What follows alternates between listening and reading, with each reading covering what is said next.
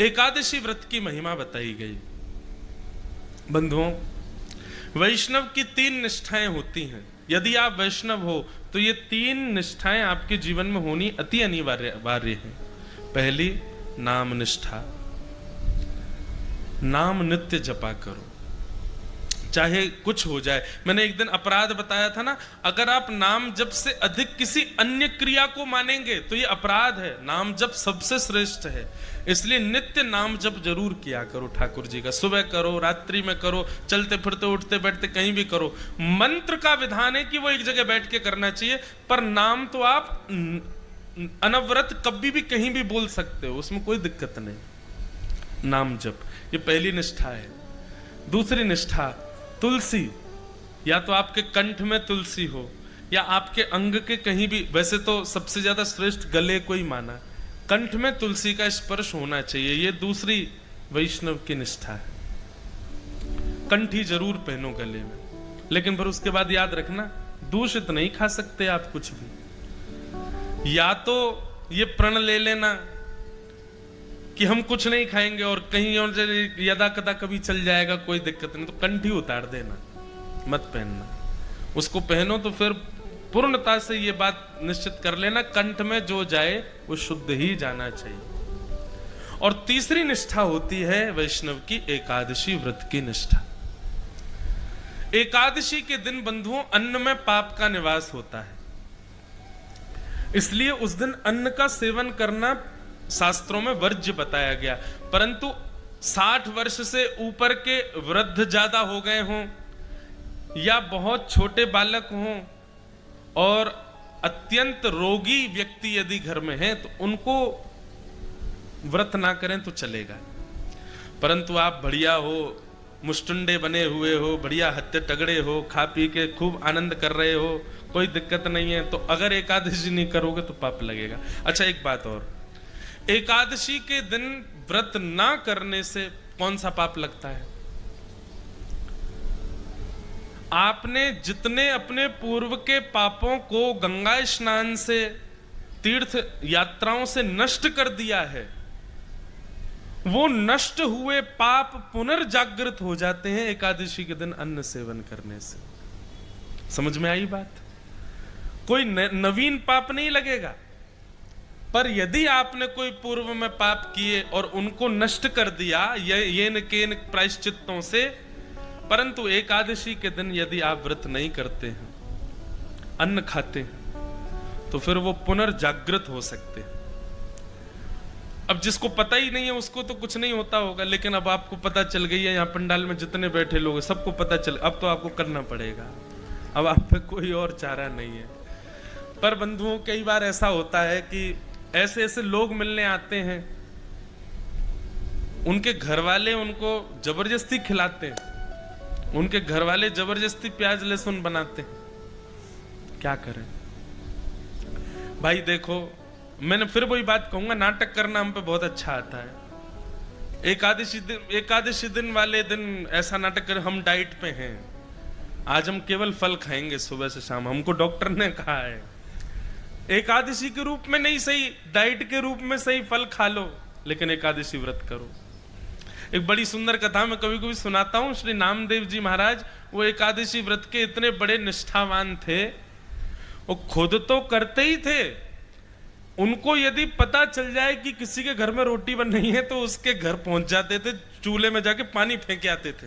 बोले रोटी नहीं बनेगी आज, आज एकादशी है। अरे तो तुम अपने घर में करो, हमको क्यों रोक रहे हो? बोले नहीं, अगर मुझे पता चल जाएगा कि कोई रोटी खा रहा है तो मैं उसको खाने नहीं दूंगा, आज एकादशी है, आज व्रत करो। एक बार भगवान उनकी परीक्षा लेने के लिए एक ब्राह्मण का रूप धारण करके पहुंच गए, और भूख से व्याकुल ब्राह्मण, वयोवृद्ध ब्राह्मण का रूप धारण करके भगवान पहुंच गए, और नामदेव जी के द्वार पर जाकर के ऐसे गिर पड़े जैसे भूखा प्यासा आदमी। नामदेव जी दौड़ करके गए, अरे अरे अरे संत पधारे, संत पधारे, पैर धो इनके, पैर धो, चंदन लगाओ, इत्र लगाओ, माला पहनाओ। ठाकुर जी बोले, अरे भैया ये सब मत करो। बोले क्या हुआ, आप इतने व्याकुल क्यों? बोले भूख लगी है, 4 दिन से कुछ पाया नहीं है मैंने, जल्दी मुझे रोटी सब्जी दाल चावल कुछ खिलाओ। नामदेव जी बोले आज तो एकादशी है, लीजिए सेब खाइए, केला खाइए, अमरूद खाइए, सब बढ़िया सुंदर सुंदर फल पाइए, भगवान रोटी तो नहीं मिलेगी आज। अरे कैसे आदमी हो तुम? तुम्हारे द्वार पर भूखा प्यासा व्यक्ति आ गया, तुम उसको रोक रहे हो, नहीं चाहिए फल वल नहीं खाने मुझे, भाई रोटी की भूख लगी है, दाल चावल खिलाओ। नामदेव जी बोले दाल चावल तो नहीं बनेंगे, अब एकादशी है आज। अरे तुम्हारे सामने वयोवृद्ध आदमी बेचारा 4 दिन का भूखा, प्राण निकल जाएंगे मेरे, कहीं मैं मर गया तो भूख के कारण। नामदेव जी बोले अच्छा है, एकादशी के दिन प्राण निकल जाएंगे, सीधे वैकुंठ ही जाओगे आप, ठाकुर जी द्वार खोलेंगे आपका, पर आज आप अन्न नहीं खा सकते।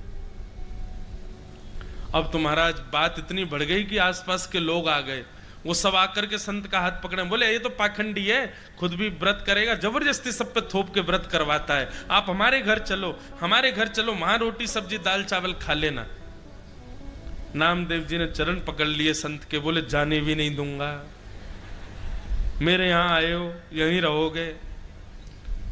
ठाकुर जी ऐसा नाटक कर रहे हैं कि महाराज करते करते नाटक गिर पड़े और अपना पूरा शरीर कपाने लगे, बोले अगर मुझे 2-4 मिनट में भोजन नहीं मिला तो मेरे प्राण निकल जाएंगे। सब आसपास के लोग कहने लगे अरे नामदेव तो तुम्हारी एकादशी तुम करो ना, इनसे क्यों करवा रहे? बोले नहीं नहीं आप इनको बच्चों सब बैठ जाओ, कीर्तन करो कीर्तन करो, कीर्तन गाते गाते इनके प्राण निकल जाएंगे, बैकुंठ जाएंगे सीधे। ठाकुर जी देख रहे वो बारे नामदेव अंत तो गत्वा। ठाकुर जी ने ऐसा नाटक किया कि जिस ब्राह्मण शरीर में गए थे उसके प्राण निकल ही गए, और जैसे ही प्राण निकले आसपास के लोग सब चिल्लाने लगे, चीखने लगे, नामदेव जी को भला बुरा कहने लगे, अरे तेरी भक्ति पर कलंक लग गया, तेरे द्वार पर आकर के एक संत मर गया, भूखा प्यासा बेचारा बिलबिला रहा था, दूसरों पर थोपता है अधिकार, अरे जा निकल जा हमारे गांव से, ऐसी भक्ति का क्या फायदा? नामदेव जी के नेत्रों से आंसू गिरने लगे, अपनी पत्नी से बच्चों से बोले हमारी वजह से इनके प्राण चले गए, पर दोष तो लग ही गया हमको, लेकिन हमने तो ठाकुर जी के नियम की रक्षा की है, कोई बात नहीं, अब अपने घर में ही आंगन में इनकी चिता लगाओ, उसमें इनको बैठाओ, और हम बच्चों सहित दोनों पति पत्नी भी इनके साथ अपने प्राण का त्याग करेंगे, हमारी वजह से हुआ। महाराज चिता लगाई, चिता पर उस ब्राह्मण के शव को रख दिया, एक तरफ पत्नी बैठी गोद में बच्चों को ले लिया, एक तरफ नामदेव जी बैठे दूसरे बालक को गोद में ले लिया, और हरिश शरणम ठाकुर जी का कीर्तन करने लगे। एक लकड़ी में आग लगा करके स्वयं ही उस चिता में जैसे ही लगाने लगे, चिता में अग्नि लग गई, लग करके जैसे ही वो लपट ब्राह्मण के कमर को छूने लगी, भगवान ही थे ब्राह्मण थोड़े ही थे, जैसे ही ठाकुर जी को नेप ताक लगा, ठाकुर जी तो तुरंत उठ करके बैठ गए, और बैठ करके नामदेव जी को गले से लगा के बच्चों को गोद में लेकर के तुरंत चिता से बाहर कूद गए ठाकुर जी। सब देखते रह गए, और देखते ही देखते वो ब्राह्मण साक्षात पंडरीनाथ श्री विठ्ठल भगवान के रूप में प्रकट हो गए, और नामदेव जी को अपने हृदय से लगा करके वहां से अंतर्ध्यान हो। सब बोले अरे ब्राह्मण कहां गया? नामदेव जी बोले ब्राह्मण कोई नहीं था, वो विठ्ठल भगवान ही परीक्षा लेने आए थे मेरी एकादशी की। तो एकादशी जो है बंधुओं, ठाकुर जी को कोई फर्क नहीं पड़ेगा कि आप व्रत करो मत करो, पर उस दिन अन्न में पाप का निवास है, इसलिए शास्त्र आज्ञा करते हैं कि व्रत करो। अब देखो हम वृंदावन से हैं, वृंदावन के कई संप्रदायों में एकादशी नहीं होती, जैसे हरिदासी हरिवंशी, वहां पर एकादशी व्रत का महत्व नहीं है, क्योंकि वहां भाव प्राधान्य है, वहां नियम प्राधान्य नहीं है। जगन्नाथपुरी में एकादशी नहीं होती, लेकिन उसके पीछे कारण है। जगन्नाथपुरी में एकादशी क्यों नहीं होती? क्योंकि जगन्नाथपुरी में ऐसा नियम है कि वहां की रसोई में बनने वाला जो महाप्रसाद है वो कोई व्यक्ति नहीं बनाता है, कोई मानव नहीं बनाता है, स्वयं लक्ष्मी जी बनाती हैं, और लक्ष्मी जिसका स्पर्श कर दे उसमें पाप कभी नहीं रह सकता।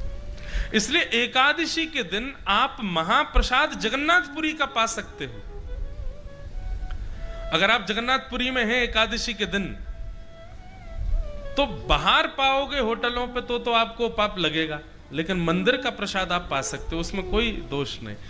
ठीक वैसे ही वृंदावन के कुछ प्रणालियों में कई संप्रदायों में एकादशी का विधान नहीं है, क्योंकि वहां भाव ऐसा है कि कल दशमी थी, कल ठाकुर जी का भोग लगा, तो उस समय अन्न जब प्रसाद था तो आज एकादशी होने पर वो प्रसाद में पाप कैसे आ गया, वो इस बात को स्वीकार नहीं करते।